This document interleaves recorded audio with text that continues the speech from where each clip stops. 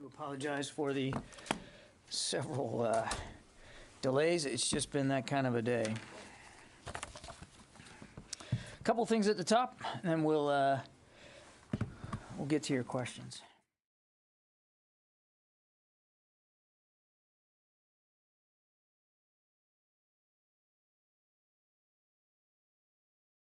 Read out for you that Secretary Austin spoke with his Polish counterpart this morning to discuss Russia's unprovoked aggression in Ukraine. He thanked Minister Błaszczak for Poland's extraordinary support of U.S. troops in the country, including those who have been recently sent there on temporary orders. He noted the hard work and the diligence with which the Poles have been welcoming and taking care of Ukrainians who continue to flee across their border, some 1.2 million now. Secretary also made clear how much he's looking forward to attending in person next week's NATO Defense Ministerial in Brussels.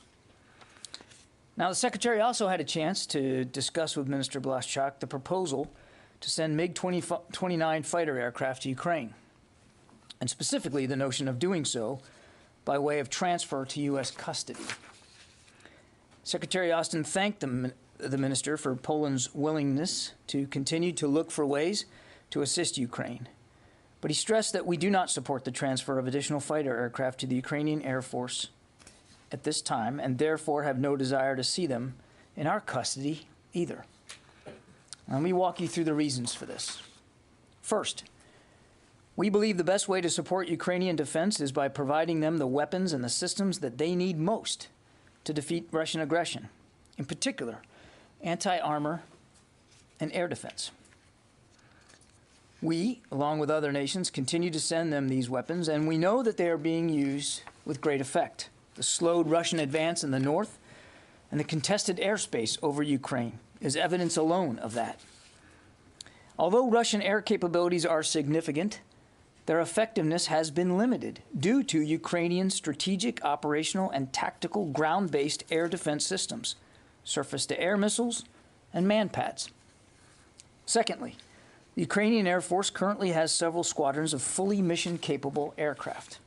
We assess that adding aircraft to the Ukrainian inventory is not likely to significantly change the effectiveness of the Ukrainian Air Force relative to Russian capabilities.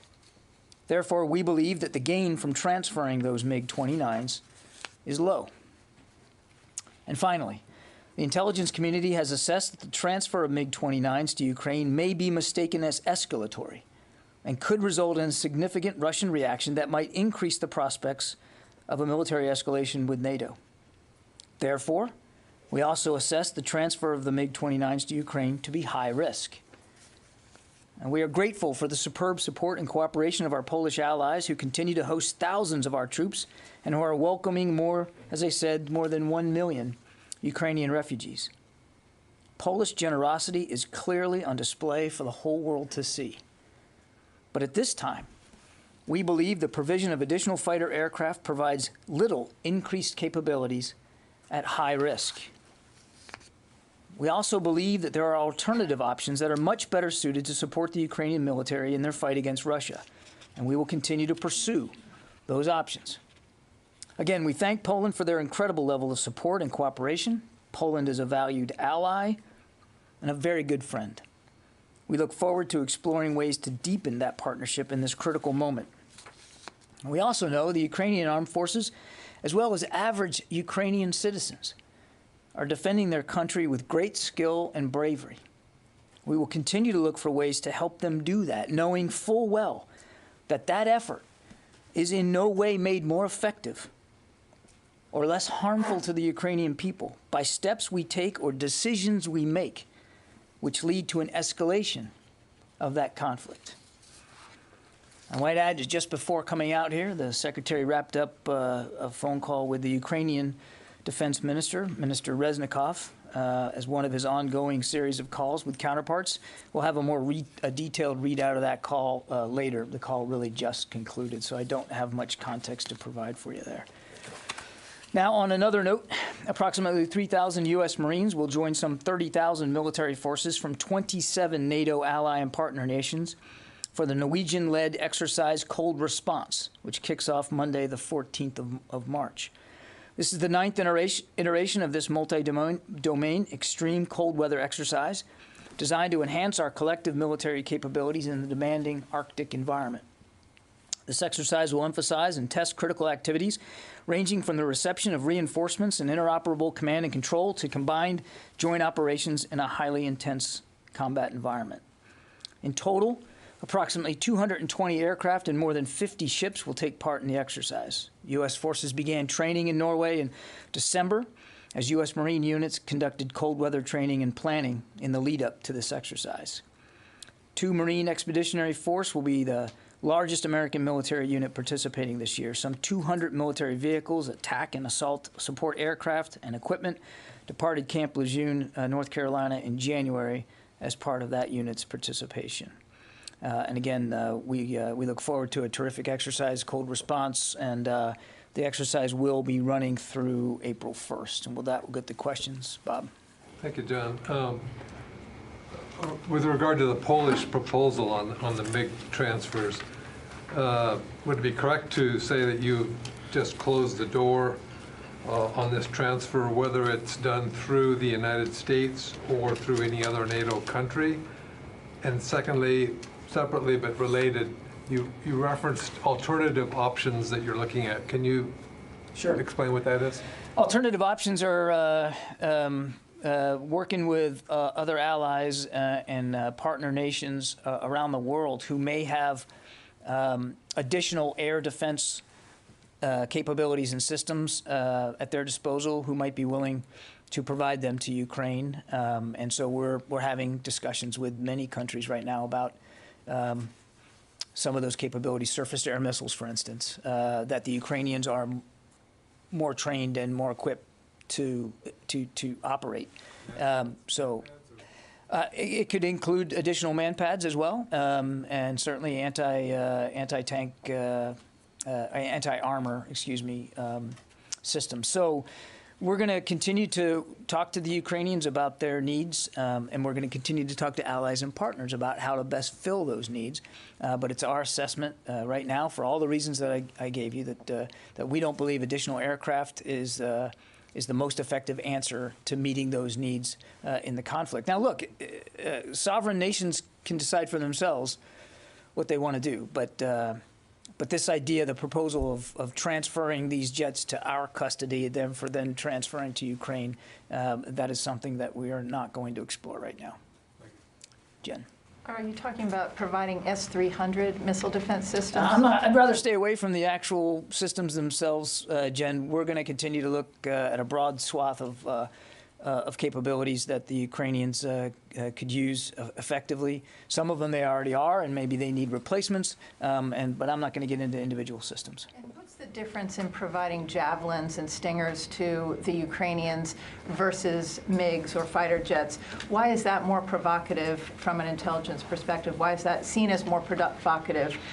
It seems like you're splitting hairs there. No, there's no splitting hairs, Jen. I think we take seriously the intelligence community's assessments and their views based on the information that they have available to them, and it's their assessment, one in which the Secretary concurs that the transfer of combat aircraft right now could be mistaken by Mr. Putin and the Russians as an escalatory step. And as I said at the very end of my opening statement, we need to be careful about every decision we make, that we aren't making the potential for escalation worse.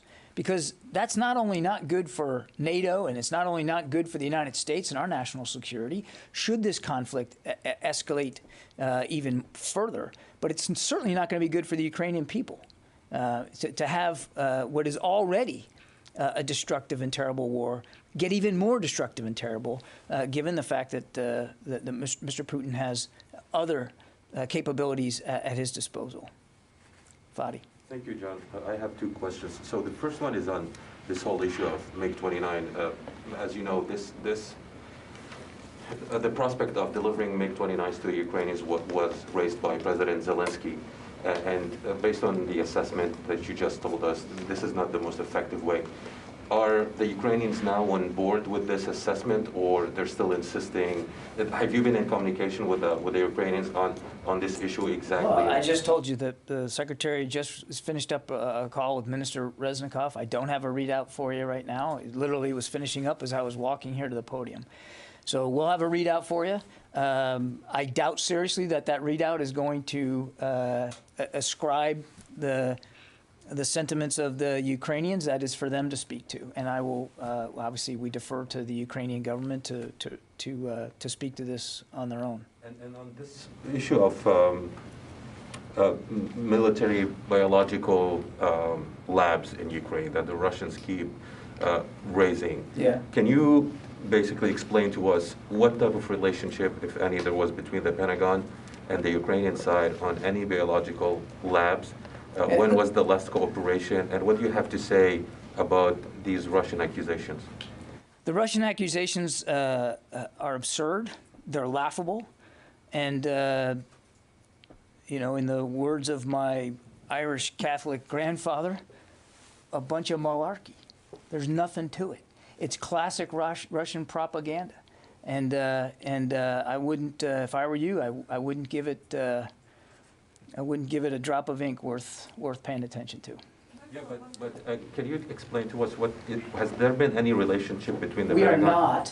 not developing biological or chemical weapons inside Ukraine. It's not happening. Yeah. Thanks, John. Go ahead. Go Is ahead. there any concern that Russia's actually doing this because they're planning some sort of a chem-biological Yeah, attack? I mean, again, not being perfectly inside the minds of the Russians, we have seen one of their playbooks is to accuse the other that which you are doing or which you plan to do, and to create a narrative that of victimhood and blaming somebody else for something that you're in fact going to do. I have no evidence of that. I'm not suggesting that that's in the offing right now. I have no intelligence indicators that that type of weaponry is in Ukraine and being planned to be used. So I want to be clear. But it is of a piece of the Russian playbook to blame others for that which you are about to do or you're considering doing. They've done that plenty of times before. And then on intelligence, since you said that the U.S. intelligence assessment is that the transferring of the combat aircraft was considered high risk, what was the assessment of transferring javelins and stingers? Was it also high risk, but the calculus was the Ukrainians needed them, so it was worth it?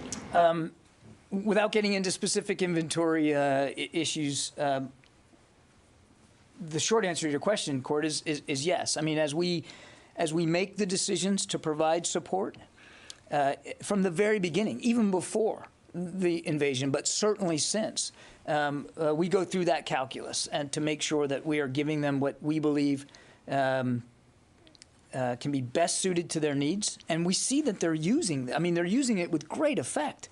But also keeping in mind, as we must, the potential escalation of the conflict. So it's a calculation we do routinely, iteratively, every day. So it's not uncommon, the stingers, the javelins, or let's say anti-armor, anti-air equipment that the U.S. has been providing to them, some of those have been considered high risk, but the calculus is... I wouldn't say everything that we're sending we consider to be high risk. Without characterizing something as high or low risk, in particular on the other inventory items, I would just tell you that we go through that calculus with every shipment that we send. What is best needed to the fight, and with a mind that we obviously don't want to needlessly or heedlessly escalate the conflict to a level where it's actually more dangerous for Ukraine, not less. Okay. Yeah, Travis, I'm sorry. Thanks, John. The soldiers who are deployed to Poland, the 82nd, they had been helping small numbers of Americans who had been coming across the border from Ukraine. And you mentioned the massive refugee flow coming in now. I'm wondering if their mission, if it has, or if you're looking at potentially expanding that to a wider humanitarian mission, and is that something that maybe you've discussed with Poland? There hasn't been any active discussions of expanding their missions to something wider in terms of humanitarian assistance. But I can assure you that the Secretary will want us to be as responsive as possible should there be a need for that. But we're not tracking a request to expand the mission set for the 82nd right now. They certainly have that capability should they be needed, and we certainly would want to pitch in and help. But we're in constant discussions with Polish authorities as well as the State Department. And again, should there be a need for that, you can bet the United States military will chip in and help. And I would add, and I don't want this to at all sound gratuitous, but the Poles have been doing an amazing job harboring, welcoming, and taking care of now more than 1 million Ukrainians that have fled across that border. And that's only, I guess, by the UN estimates, about half of the total that have left the country. But the Polish government and the Polish people have just been superb, just absolutely spectacular. And again, if they need our help in that regard, certainly the United States military would be positively disposed to look at those requests. Carla. Thank you. Since we're talking about Poland, a defense official said that Russia had launched more than 710 missiles into Ukraine since the war began. Have any of those, or how close have those missiles come to the Polish border? What I would tell you, Carla, without getting into too much detail here, almost all of the missiles that have been fired from either inside Ukraine or from outside Ukraine have been targeted at sites in the eastern part of the country. If you were to draw a line from Kyiv down to Odessa, straight line, almost all those strikes are occurring to the east of that line. So nothing close that we've seen to Poland or even in Western Ukraine, quite frankly. And then a quick follow on the humanitarian corridors that keep, trying to be established and then failing. Yeah.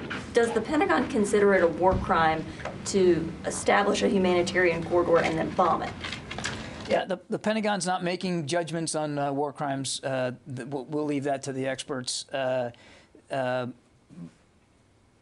would tell you is that short of stopping the invasion, which is really what needs to happen here, short of that, we want to see that innocent civilians are given safe passage and not being harmed. And they ought to be given safe passage. Again, they shouldn't have to have a safe passage, but if they're gonna, it ought to be to places inside their own country, inside Ukraine, not aimed at the north into Belarus and Russia. I think the Ukrainians can be forgiven for not wanting to flee into the very countries that have invaded them. And so we would obviously like to see, if there's going to be safe passage, that it's truly safe passage inside their own country and unmolested, by the way, from Russian attacks, which has not always been the case in the last few days. Calling for a safe passage, calling for corridors, and then hitting people while they're trying to use those corridors, killing people in the midst of evacuating. Again, I'll leave the legal scrutiny to others, but clearly what we want to see is for the destruction and the death to stop, and short of that, to be observed, the humanitarian concerns to be observed by the Russian military. Oren. Are you actively discouraging the transfer of fighter jets to Ukraine, or is it the position that the U.S. won't be part of this and it remains a Polish decision? And then separately, have you assessed the Russians have used thermobaric weaponry in Ukraine? No indications that thermobaric weapons, no evidence of that I can speak to. And look, what I'm talking about today is this particular proposal about the MiG-29s. As I mentioned to Bob, sovereign nations unilaterally are deciding to make decisions about providing security assistance to Ukraine, and they have that right to do that, and it's not our place to speak for them or what they may want to do. We just felt it was important, since this proposal involved a transfer to U.S. custody, and that we believed it was important to lay flat our concerns about that, and that's what we've done here. Yeah, David.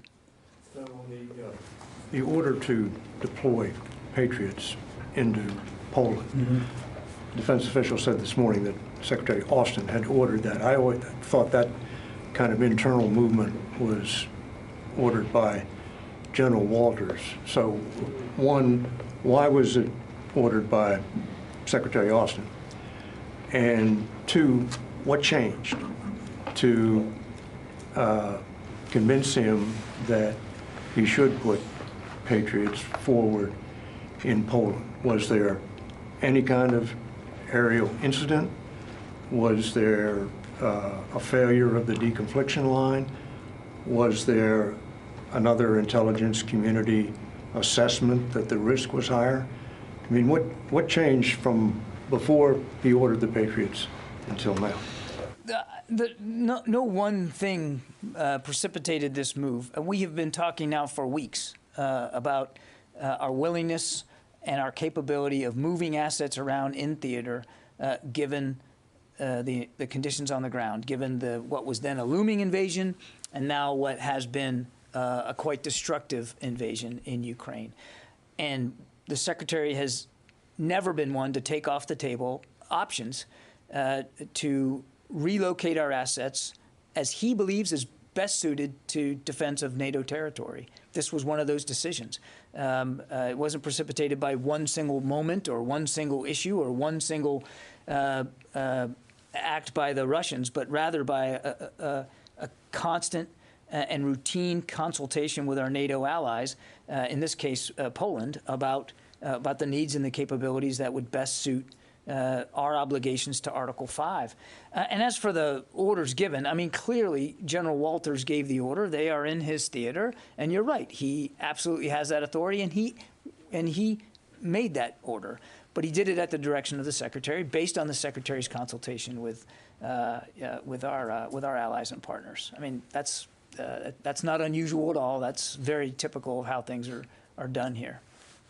Matt. Hi, John. We saw the Ukrainians claim that a maternity and children's hospital in Mariupol was hit directly by Russian strike. Do you have anything on that or any of the other civilian casualties that you're seeing at this point? I'm afraid I don't. I've seen those same reports you have, but we're not in a position to be able to independently verify that. Obviously, that's a horrific outcome. Regardless of whether it was intentional or not,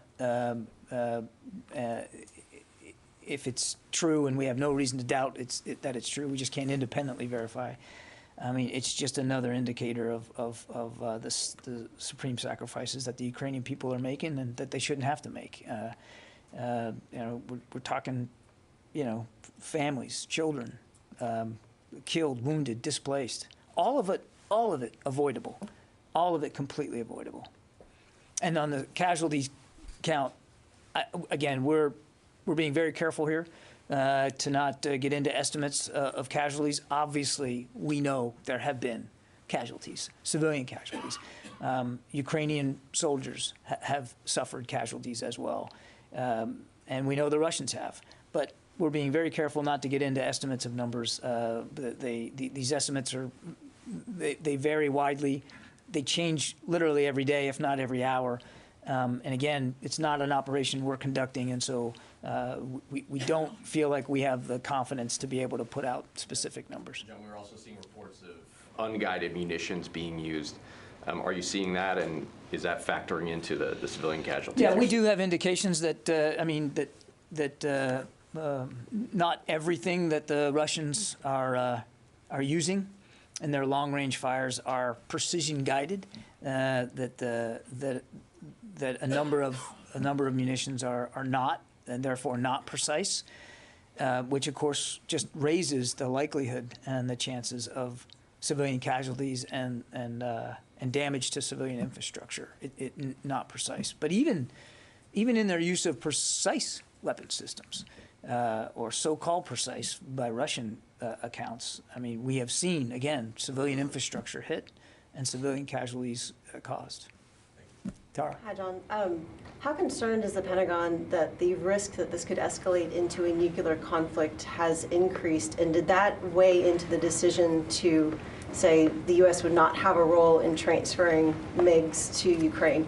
Well, I think I laid it out pretty clearly in my opening statement that the risk of escalation certainly factored into our thinking on this MiG-29 proposal. And I want to be careful here that we're not getting into intelligence assessments about potential outcomes. Russia is a nuclear power. There's no question about that.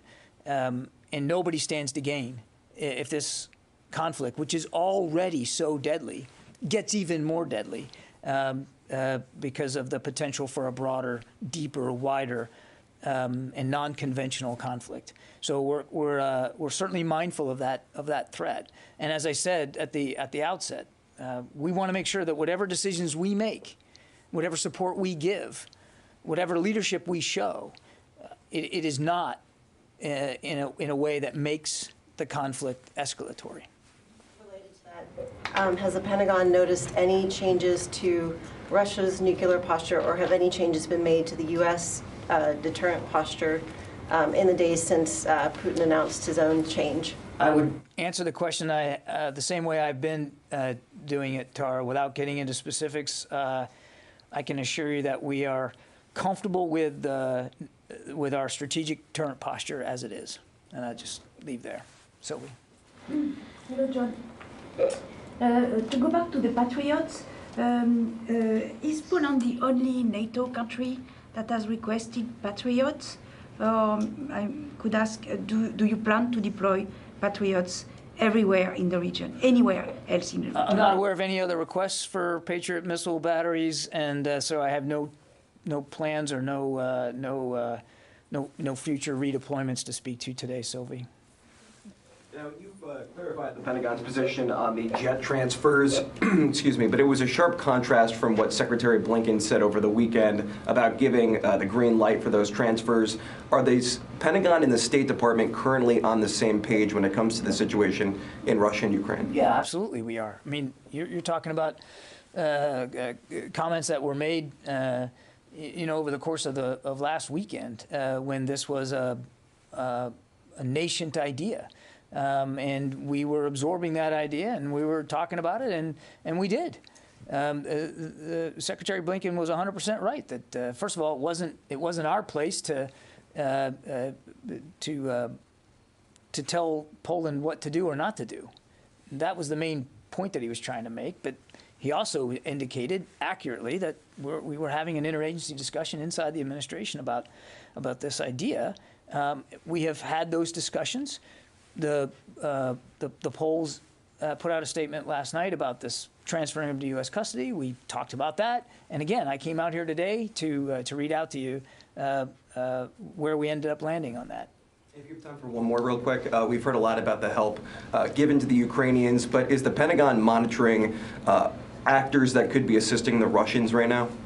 Monitoring actors? Whether it be China, Iran, other countries that could be working with Russia while they're now viewed as a pariah on the world stage.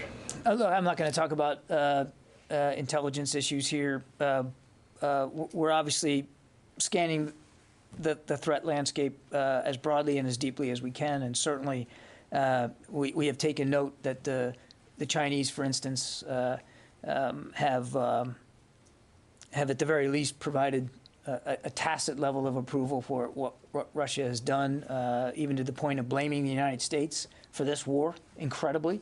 And again, we're constantly looking at the threat landscape, and I don't really have anything more to add on that. Janie. Thank you, John. I have two questions. First question is, Russia has designated South Korea and the United States, its allies, as non-friendly nations.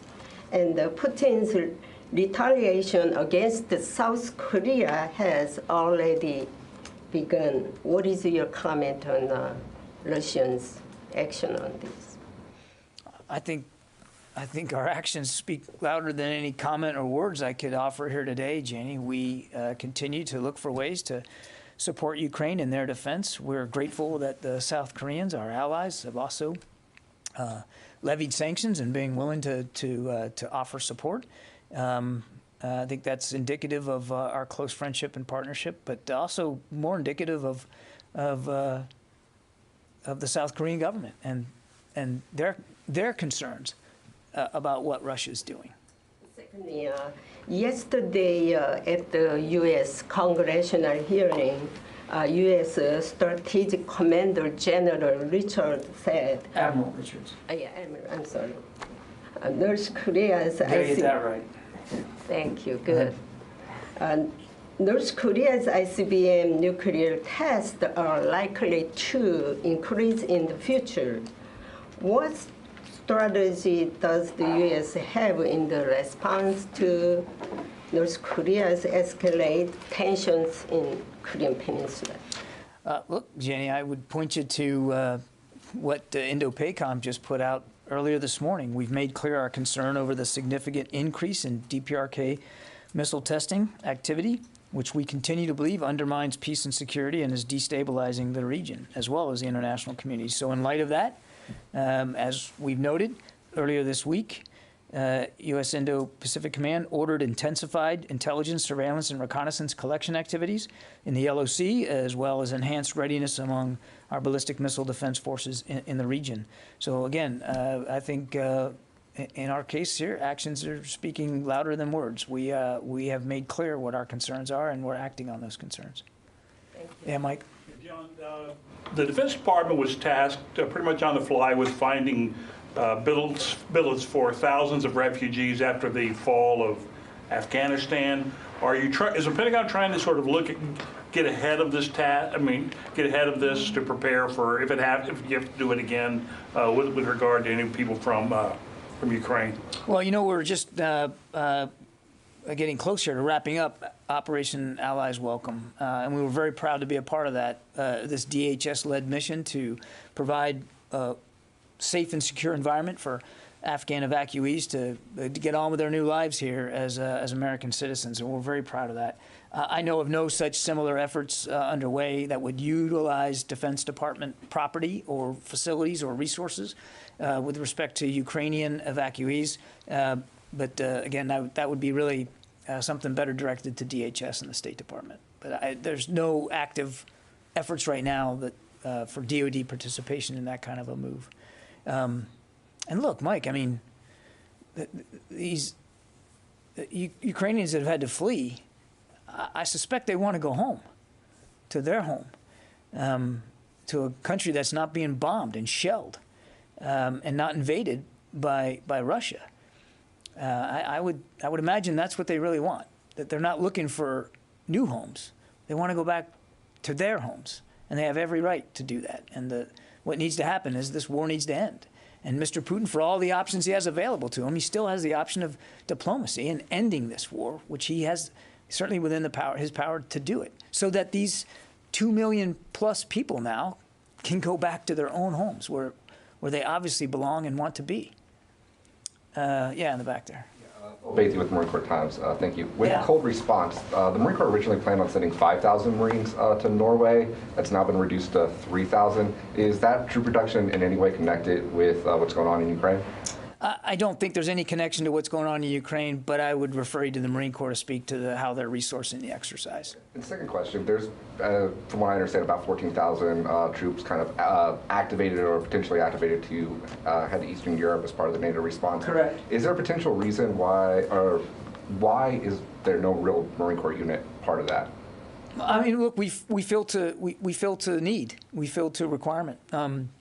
And right now, the kinds of enablers that have been needed by our NATO allies we've largely come from the Army and the Air Force. There's certainly no overt reason why there hasn't been Marine Corps units put on prepare to deploy or sent over. I wouldn't rule anything in or out going forward. The Secretary has always wanted to keep his options on the table to be able to provide additional force flow, even from the United States. So we'll see where this goes. Yeah. I didn't get anybody on the phone yet. I'm going to be in big trouble here. Paul Shinkman. Yeah, hi, John. 2 questions, please. One on the Russian convoy and another on Russia's use of conscripted troops. Can you at all quantify the Russian column attempting to advance on Kyiv, like the number of troops or resources within it, and any other resources that Russia has deployed to either get it moving or to prevent those troops from freezing to death? And then secondly, can you comment on, or do you have any insights on the recent developments regarding Russia's use of conscripted troops? Can you confirm that they've recalled some of these forces and that their deployment to the front lines was seemingly the result of some kind of mistake? Thank you. Okay, a lot there. On the convoy, I don't have a lot of additional context here.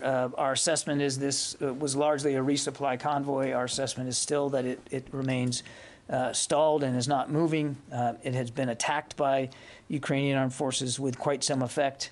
Our assessment is it has not been able to come to the relief of advance columns that are moving on Kyiv. I have not and will not get into estimating the length of it or how many vehicles or what kind of vehicles are in it. We don't have that level of detail. On conscripts, we certainly, and we've been talking about this for a while, I mean, we certainly have seen that that some of the initial battalion tactical groups that were sent into Ukraine in the early days had conscripts in the force. We've been very careful not to provide a ratio or a number because we don't know. We're not experts on Russian manning and how they organize their units, but we certainly had reliable indicators that a good many of these troops were conscripts. Again, how many we don't know. What their fate is now, we don't know. I saw the statement out of the Kremlin about the offering their numbers. I think I can't remember what it was, several hundred or something like that. I don't think I need to tell any of you this, but I would look upon any piece of data that you get from the Kremlin with great skepticism. Let's see. Tony Capaccio, Bloomberg. Hey, John. Quick question on Russia's cyber warfare capability in Ukraine. You remember, military analysts predicted before the invasion that Russia would unleash the full brunt of its cyber capability to cripple Ukraine's infrastructure. What's DoD's assessment of the extent of that use to date? It doesn't seem extensive.